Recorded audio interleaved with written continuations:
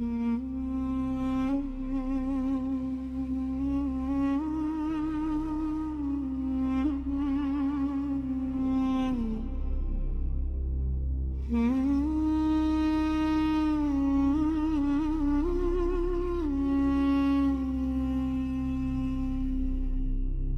kimda üngen muhabbetin törelgen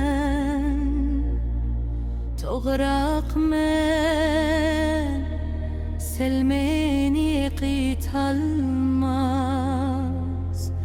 boran yıldızımni komralmaz.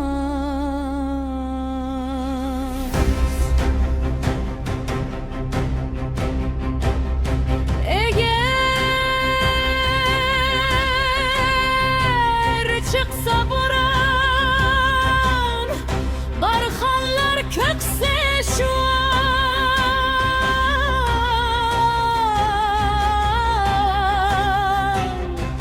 Men çirmaşkan zemin ha, küyü kapını toskan eşikte.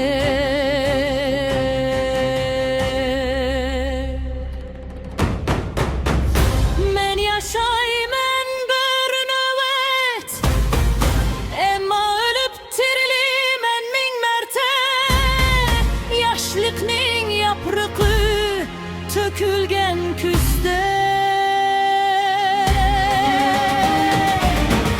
Men yenilame uyut, çünkü yıldızım zemin astına barxan.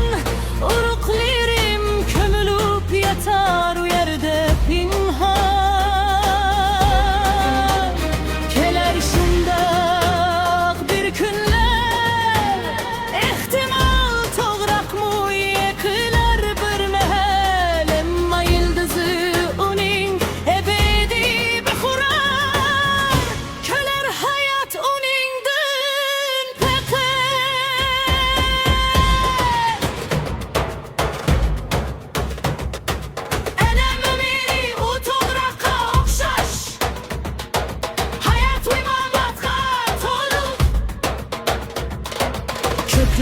ki solişar kalar ulardın bir ruh tozanlar arasında kömülmesiz